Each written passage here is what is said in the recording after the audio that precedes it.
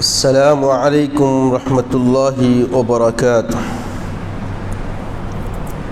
الحمد للہ رب العالمین والعاقبۃ للمتقین والصلاة والسلام علی سید الانبیاء والمرسلین وعلی آلہ وصحبہ وازواجہ واہل بیتہ وعفادہ اجمعین دائما ابدا الی یوم الدین۔ بعدی حمدی وصلاۃ فاعوذ باللہ من الشیطان الرجیم بسم اللہ الرحمن الرحیم۔ لن ینال اللہ لحومها ولا دماؤها ولكن يناله التقوى منكم كذلك سخرها لكم لتكبروا الله على ما هداكم وبشر المحسنين۔ صدق الله العظيم وصدق رسوله النبي الأمين الكريم لمن الشاهدين والشاكرين۔ تمام تعریف اللہ رب العزت کے لیے سزاوار ہے جو ساری خلقت کا پالنہار ہے، جس کے دست قدرت میں کل جہاں کی بادشاہت ہے، جو چاہتا ہے کر گزرتا ہے، اس کے اختیار کو کوئی روک نہیں سکتا۔ وہ قدیم ہے، ابد الآباد سے ہے اور ہمیشہ ہمیشہ رہنے والا ہے۔ میں گواہی دیتا ہوں کہ نہیں ہے کوئی معبود برحق لائق عبادت سوائے اللہ جل مجدہ کے، اور میں یہ بھی گواہی دیتا ہوں کہ محمد عربی صلی اللہ تعالیٰ علیہ وآلہ وسلم اللہ کے بندے اور خاص رسول ہیں۔ صلاۃ و سلام نازل ہو ہمارے آقا نامدار حضور تاجدار محمد عربی صلی اللہ تعالیٰ علیہ وسلم پر، آپ کی آل پر، آپ کے اصحاب پر۔ بزرگان دین، برادران اسلام، اب ہم ماہ ذی قعدہ کے بالکل اواخر ایام میں ہیں۔ ماہ ذی الحجہ اب شروع ہونے والا ہے۔ شاید آج 29 تاریخ ہے، تو آج شام میں ممکن ہے چاند ہو جائے یا کل ہو جائے، تو اسی مناسبت سے میں نے آج کے جمعہ میں لب کشائی کی ہمت کر رہا ہوں۔ اللہ مخلصانہ انداز میں اس کی رضا کے لیے آپ تک اس کے پیغام کو پہنچانے کی توفیق عطا فرمائے۔ عزیز اور بزرگوں، اللہ رب العزت کا فرمان عالی شان ہے، لن ینال اللہ لحومها ولا دماؤها ولكن يناله التقوى منكم كذلك سخرها لكم لتكبروا الله على ما هداكم وبشر المحسنين۔ اللہ سبحانہ وتعالی فرماتا ہے کہ لن ینال اللہ، اللہ کی بارگاہ میں تمہارا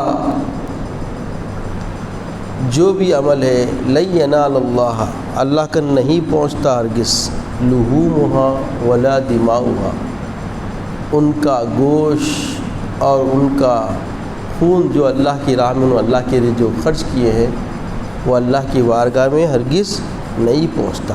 وَلَٰكِن يَنَالُهُ التَّقْوَىٰ، اگر پہنچنے والی کوئی چیز ہے تو وہ ہے ان کی پاک بازیاں، ان کی نیک نیتیں، ان کے نیک ارادے۔ وَلَٰكِن يَنَالُهُ التَّقْوَىٰ، اگر اللہ کی بارگاہ میں پہنچنے والی کوئی چیز ہے بندگان مومنین میں سے، تو کیا ہے؟ ینالہ التقویٰ، اللہ تعالیٰ ان کی پرہیزگاری کو قبول فرماتا ہے۔ پرہیزگاری ہی سے ان کا مقام و مرتبہ بنتا ہے۔ اللہ کے تقرب کے لیے پرہیزگاری سے بہتر کوئی راہ نہیں۔ پھر اللہ فرماتا ہے کذالک سخرھا لکم، اور اسی طرح اللہ نے تمہارے لیے مسخر کر دیا وہ جانوروں کو۔ اب بیل کو قابو کرنا، بکروں کو قابو کرنا، اونٹ کو قابو کرنا، اگر آپ ہرد و قرد سے اگر دیکھیں تو یہ آسان نہیں ہے۔ عقل سے اگر آپ غور کریں، بے قابو اگر بیل ہو جائے تو اس کو قابو اپنے بس میں کرنا انسان سے بے بسی کا اظہار ہوتا۔ یہ اللہ تبارک و تعالیٰ کا کرم ہے، فضل ہے۔ وَسَخَّرَ لَكُمْ، اس نے مسخر کر دیا، اس نے تمہارے ماتحت کر دیا، تم جیسا چاہے اس کو کیا کر سکتے ہیں، اپنے استعمال میں لے سکتے ہیں۔ مویشیوں کی پرورش کرتے ہیں، پالتے ہیں، دودھ دوہتے ہیں، اور ناگر کے لیے بیلوں کا استعمال کرتے ہیں، اور سواری کے لیے استعمال کرتے ہیں۔ نہ جانے ہم کتنے کام لیتے ہیں جانوروں سے، جانوروں کو کہاں کہاں استعمال۔ وَسَخَّرَ لَكُمْ، یہ اللہ یہ محیط بات فرما رہا ہے گھیر کی پوری، کہ بھئی دیکھو وَسَخَّرَ لَكُمْ، اللہ نے تمہارے لیے مسخر کر دیا۔ اب جو تمہارے تحت کر دیا، تمہارے لیے مسخر کر دیا، تو لِتُكَبِّرُوا اللَّهَ، اس بات پر اللہ کی کبریائی بیان کرو۔ عَلَىٰ مَا هَدَاكُمْ، جو کچھ اللہ رب العزت نے تمہیں ہدایت عطا فرمایا۔ وَبَشِّرِ الْمُحْسِنِينَ، اور خوشخبری ہے حسن عمل کرنے والوں کے لیے۔ وَبَشِّرِ الْمُحْسِنِينَ، جو نیک عمل کرنے والے ہیں، حسن عمل کرنے والے ہیں، پاکیزہ عمل کرنے والے، ان کے لیے کیا ہے، اللہ کی طرف سے خوشخبریاں ہیں۔ تو نیک عمل کرنا اللہ تبارک و تعالیٰ کی طرف سے ان کے لیے کیا ہے، خوشخبری ہے، شادمانی ہے۔ تو اللہ تعالیٰ خوشخبری دے رہا ہے ان بندوں کو جو محسنین، حسن عمل اختیار کرتے ہیں، لوگوں کے ساتھ مخلصانہ عمل اختیار کرتے ہیں۔ تو مخلص عمل ہونا، محسن زندگی اگر آپ بنانا چاہتے ہیں، اس کا انحصار ہے نیت پر۔ کس پر؟ ارادت پر، نیت پر۔ جیسا بندہ نیت رکھے گا ویسا اس کا عمل ہوگا۔ لَن يَنَالُوا التَّقْوَىٰ میں بھی علماء فرماتے ہیں، علماء ربانی فرماتے ہیں کہ یہ اللہ تعالیٰ تمہارے نیتوں کو دیکھتا ہے، تمہارے ارادت کو دیکھتا ہے۔ وَمَن يُرِدْ حَرْثَ الْآخِرَةِ نَزِدْ لَهُ فِي حَرْثِهِ، اللہ فرماتا ہے نا کہ جو کوئی آخرت کا ارادہ کرتا ہے اللہ اس کی کھیتی میں اور کیا کرتا ہے، اضافہ کرتا ہے۔ ہاں، تو ارادہ یرید کیا ہے، نیت۔ ارادہ ہے نیت، ارادہ کرنا خود نیت ہے، نیت کے اوپر انحصار ہے پورے اعمال کا۔ اگر کوئی نیت آخرت کی رکھتا ہے تو اس کے اجر و ثواب میں اللہ زیادتی فرماتا ہے، اور اگر کوئی نیت دنیا کی رکھتا ہے تو بولے اس کے لیے اتنا ہی عمل ہے، اس کے لیے کوئی اور اضافہ ہونے والا نہیں ہے، بلکہ دنیا سوچنے والے کے لیے اللہ کی طرف سے گرفت ہے، اور آخرت کی فکر رکھنے والے کے لیے خیر کا معاملہ ہے۔ تو عزیز اور بزرگوں، حدیث پاک میں آتا ہے، اللہ کے بھی فرماتے ہیں انما الاعمال بالنیات، بے شک سارے اعمال کا انحصار کس پر موقوف ہے، نیت پر موقوف ہے۔ پھر اور ایک روایت میں مفصل روایت میں آتا ہے جو حضرت سیدنا ابوبکر صدیق، حضرت عمر فاروق رضی اللہ عنہ سے روایت ہے، عن امیر المؤمنین ابی حفص بن الخطاب رضی اللہ عنہ قال سمعت رسول اللہ صلی اللہ علیہ وسلم یقول انما الاعمال بالنیات وانما لكل امرئ ما نوى فمن كانت هجرته الى الله ورسوله فهجرته الى الله ورسوله ومن كانت هجرته للدنيا يصيبها او امرأة ينكحها فهجرته الى ما هاجر اليه۔ حضرت سیدنا عمر بن خطاب رضی اللہ عنہ فرماتے ہیں کہ اعمال کا دار و مدار نیت پر موقوف ہے، پورا انحصار اس کا نیت پر ہے۔ آقا فرماتے ہیں وَإِنَّمَا لِكُلِّ امْرِئٍ مَّا نَوَىٰ، ہر معاملے میں بندے کی اللہ تعالیٰ نیت کو دیکھتا ہے۔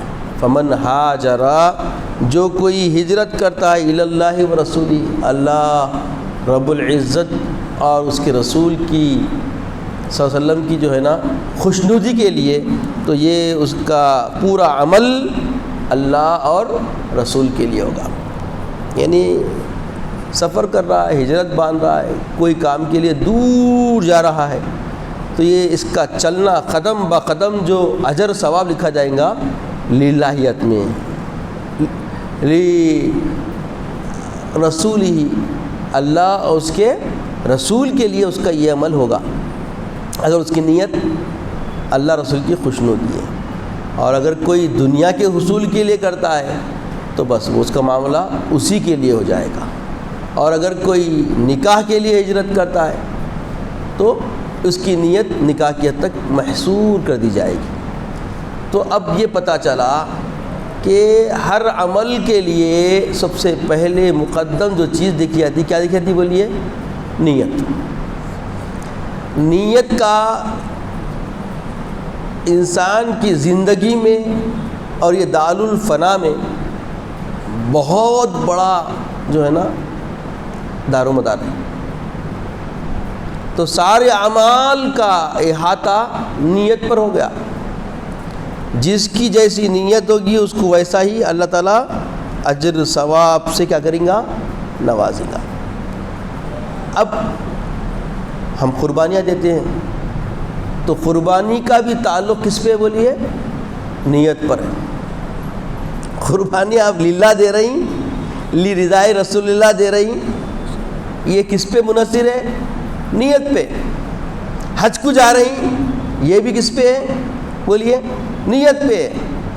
تو نیت راسخ بنانے کے لیے بہت بندے کو کسب کرنے کی ضرورت ہے۔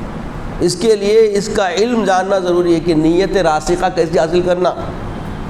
نیت جو اللہ تبارک و تعالیٰ کی بارگاہ میں مقبول ہو جائے فی الفور، ادھر ہم ارادہ کریں، ادھر ہم کو اللہ کی خوشنودی کی راہ ہمارے لیے کیا ہو جائے؟ منکشف ہو جائے، راہیں ہمارے لیے آسان ہو جائے۔ تو یہ بھی عمل ہے، اس کے لیے بھی بندے کو کیا کرنا پڑتا؟ محنت کرنا پڑتا، سعی کرنا پڑتا، کوشش کرنا پڑتا، اور اس کی درستگی کے لیے تربیت کی ضرورت ہوتی۔ یہ خود بخود کسی کو انکلوڈ ہوا کہ ایسا نہیں ہے، کیونکہ نیت ارادہ ہے، اور ارادے کی ابتدا جس چیز کے لیے ہوتی انتہا اسی پر منحصر ہوتی۔ کیا ابھی اب حضرت سیدنا عمر فاروق رضی اللہ تعالیٰ عنہ سے روایت، وہ فرماتے، میں نے رسول کو فرماتے ہوئے سنا کہ جو کوئی سفر کرتا ہے، ہجرت کرتا ہے، اپنے مقام کو چھوڑتا ہے، تو یہ چھوڑنا اس کا للہیت میں ہے، رسول اللہ ہے، تو اس کا سارا سفر اللہ رسول کے لیے ہو جائے گا۔ اور اگر کوئی دنیا کے لیے کرتا ہے، اس کی سوچ اب جا رہا حج کو جا رہا، دیکھیے حج تو نہیں ہے، سب کو دیکھنے میں کیا ہے؟ حج للہیت ہونا چاہیے، مگر وہاں جا کے انہیں بول رہا زیمن میں سونا خریدوں گا، وہاں سونا اچھا ملتا۔ ایسے بہت سارے لوگوں کی نیتیں ہمارے سامنے آتی، تو اس کا حج تو ہو رہا مگر نیت کتنی ہے اس کی؟ سونا لینا، محصور ہو گیا، محدود ہو گیا۔ اتنا زبردست کام ہے وہ، جس کے اندر صرف آخرت سے رابطہ ہے، آخرت جڑے ہوا عمل ہے، اللہ رسول کے واسطے ہونا چاہیے، مگر اس نے یہیں سے سوچ لیا کہ میرے کو کیا کرنا ہے؟ سونا بھی لینا ہے۔ تو یہ بھی خطرناک ہے بھی کیا ہے؟ خطرناک ہے۔ تو ہر عمل کے اندر بھی نہیں ہونا، آپ صرف حج کے ارادے سے جائیں، اللہ رسول کی خوشنودی کے لیے بخشش کا ذریعہ ہے، اور جس کا حج مقبول ہو گیا وہ ایسا ہوتا جیسا ماں کے پیٹ سے ابھی تولد ہوا۔ ہائے ہائے ہائے، قربان جائے، کیا عمل ہے جی حج! بالکل پاکیزگی آئی تھی، معصومیت آئی تھی، اللہ تعالیٰ آپ سارے گناہوں کو بخش دیتا اگر حج قبول ہو گیا، نیت آپ کی بالکل راسخ رہی، اللہ رسول کے لیے رہی، خوشنودی کے لیے، رب کی خوشنودی کے لیے رہی، تو یہ حج کیا ہوتا؟ دنیا میں رہتے ہوئے آپ کے سارے پچھلے گناہوں کی تلافی کا ذریعہ بن جاتا، نجات کا ذریعہ بن جاتا۔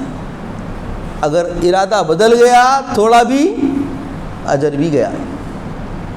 تو ایسے ہی جو آیت کریمہ میں نے تلاوت کی شروع میں، اللہ فرماتا ہے کہ دیکھو جو کچھ تم کرتے ہو قربان اللہ کے لیے، لن ینال اللہ لحومها ولا دماؤها، نہ تمہارا خون اللہ تک پہنچنے والا ہے، نہ تمہارا گوشت اللہ تک پہنچنے والا ہے۔ تو یہ آیت کے شائع نزول کے بارے میں بتایا گیا۔ یہ آیت اس وقت نازل ہوئی ایام جہالت میں لوگ اسلام کے آنے سے پہلے کیا کرتے تھے؟ قربانی دیتے تھے۔ قربانی کا عمل پہلے سے ایسا نہیں کہ نیا اسلام آنے سے آیا، پہلے سے قربانی لوگ دیتے تھے۔ دے کے کیا کرتے تھے؟ اس کا خون لے آ کے کعبے کے دیواروں کو لیپتے تھے، اور لیپ کے سمجھتے تھے کہ اب ہمارا جو قربانی ہم اللہ کے لیے دیے ہیں کیا ہو گئی؟ قبول ہو گئی۔ تو اللہ تبارک و تعالیٰ یہ جہالت والے عمل کا سدباب فرما رہا ہے۔ ذہن و فکر و فہم سے یہ جو فطرت انسانیت میں جو بات جہالت میں تھی یا اسلام کے آنے سے پہلے کہ لے آ کے کعبے کی دیواروں کو لیپ کے سمجھتے تھے، لیپتے سمجھتے تھے کہ ہمارا عمل قبول ہو گیا۔ جیسے بعض لوگوں کو آپ دیکھتے ہیں آج بھی بہت سارے خرافتیں لوگوں کے اندر جہالت کے جو ہے نا کوئی بھی چیز رکھتے اور پیش کرتے، اگر کوئی جانور آ کے اس کو کھا لیتا لے لیتا تو بولتے ہیں ہمارا عمل قبول ہو گیا۔ ایسا کوئی عمل نہیں ہے۔ عمل تو انسان کے ارادے پہ ہے، انسان کی نیت پہ ہے۔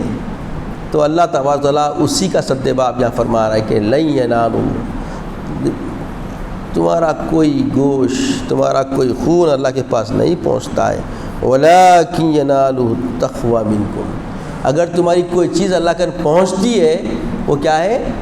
تمہاری پرہیزگاری، پاکیزگی، اچھی ارادت، نیت۔ کیا؟ تمہارا جتنا اچھی نیت سے عمل ہوگا، پاکیزہ عمل ہوگا، پرہیزگاری کا عمل ہوگا، سارے دنیاوی افکار سے ہٹ کے، ریا سے ہٹ کے، دکھاوے سے ہٹ کے، شہوانیت سے ہٹ کے، اور کوئی چیز کی آمیزش کیے بغیر للہیت میں جو عمل ہوگا وہی عمل تمہارا کیا ہوگا؟ اللہ کی بارگاہ میں مقبول ہوگا۔ اور پھر فرمایا کہ سخر لکم کذالک سخر لکم، اسی طرح مسخر کر دیا گیا۔ کیا یہ آسان بات ہے کہ اتنا بڑا اونٹ جس سے خدا کی خالقیت معلوم ہوتی ہے، اللہ جسے فرماتا ہے الی الابل کیف خلقت، کیا تم نہیں دیکھتے اللہ کیسا پیدا کرا اونٹ کو؟ تو اللہ تعالیٰ اونٹ کو اپنی قدرت اور اپنی عرفانیت، اپنی پہچان کا ذریعہ بنایا بندگان خدا کے لیے۔ تو یہ اونٹ کیسا خطرناک جری ہوتا، بے قابو ہوگا تو انسان کے بس میں نہیں رہتا، کھوپڑی کھا لیتا، مگر ایسا جانور مسخر کر دیا گیا تبھی تم اس کو قربان کر سکتے اللہ کے۔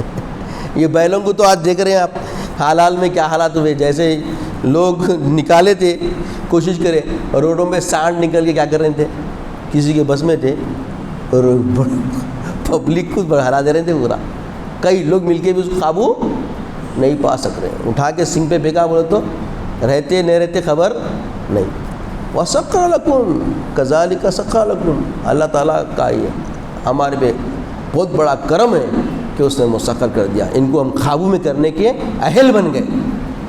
اب اس کے بعد پھر ہے کہ دیکھو وَلِتُكَبِّرُوا اللَّهَ مَا هَدَاكُمْ، اللہ تمہارے لیے مسخر کر دیا اس بات کے، اور تم کو ہدایت دیا اللہ اس بات کی کہ تم ایسے جانوروں پہ جب قابو پائے تو تم اللہ کے لیے اس کو کیا کر رہے ہیں؟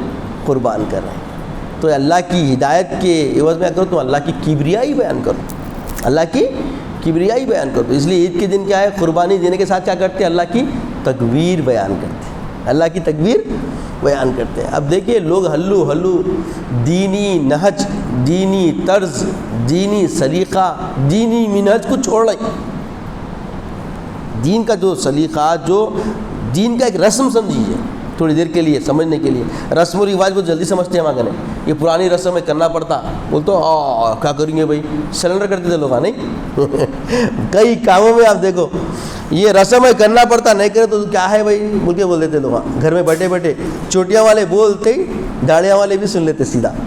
تو یہ جو کنٹرول ہے نا رسم بول کے، ارے اللہ کا بنایا ہوا رسم، رسول کا بنایا رسم، اس سے بڑھ کے تمہاری عقل اور تمہاری قرد کے معاملات چل سکتے ہیں کیا؟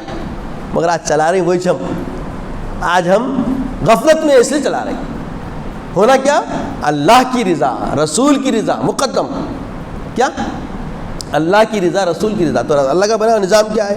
اللہ کے حبیب بولے کہ جب عید الاضحیٰ کا موقع آئے تو تم 3 دن خوشی منانا ہے. کتنے دن؟ 3 دن خوشی منانا ہے. 10 11 12، 10 کی فجر سے 12 کی عصر تک، اور 10 کے دن پہلے دن کی فضیلت زیادہ ہے. یہ 3 دنوں میں بندے مومن کے کسی عمل کو اللہ تبارک تعالیٰ خاطر میں نہیں لاتا جتنا کہ زیادہ بندے مومن کے قربانی دینے کے عمل کو اللہ قبول فرماتا. سارے عمل بندے کے اچھے اللہ قبول کرتا، مگر یہ 3 دن میں سب سے زیادہ اللہ کے پاس محبوب بندے کے اعمال میں کوئی عمل ہے، کوئی ادا ہے بندے کی جو اللہ کو زیادہ پسند ہے. وہ کیا ہے؟ حبب الیہ نحر کے دن صرف قربانی دینا. قربانی دینا اللہ کو بہت پسند ہے بندے کا یہ عمل. اللہ اس سے بہت جلدی راضی ہوتا ہے. اور قربانی دینے کا فائدہ کیا ہے؟ تو قربانی دینے سے پہلے کیا کرنا ہے؟ مسجد جانا ہے. ایک راستے سے جانا، دوسرے راستے سے آنا. یہ عمل ختم ہو رہا نہیں، یہ بھی ایک رسم ہے. یہ رسم اللہ کی رسول کی بنائی ہوئی رسم ہے. یہ اس لیے ذہن دے رہا تھا میں کہ آج ہم اس کو بھلا بیٹھے. اب تقریباً تو لوگ مسجدوں میں نماز پڑھ لے رہے ہیں، سہولت کے لیے، امت کی سہولت کے لیے بنایا گیا. مگر ہماری امت کا معاملہ ایسا ہوگا اس دور میں، سہولت تو اور سہولت ہو سکتی کیا؟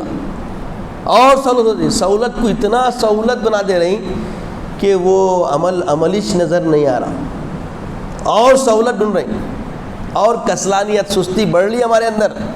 جبکہ اللہ کے رسول کی زندگی میں یہ عمل جب ہم دیکھتے ہیں تو اللہ کے رسول پوری زندگی میں سوائے ایک دن جو شدید بارش تھی مسجد نبوی میں آپ نماز پڑھے، باقی تمام دن آپ کیا کرتے تھے؟ عیدگاہ کو جا کے نماز پڑھتے تھے. بھائی 5 گھنٹہ نماز تو پڑھتے تھے. جمعہ کو جمعہ کے دن جامع مسجد میں آتے تھے. عید کا ایک دن سال میں 2 دن آتے پورے سال میں. یہ 2 دن اللہ کے واسطے عیدگاہ آنا کیا منحصر ہے. اور یہ پہلے سے ہی بات بتا دی گئی. تکلیف ہے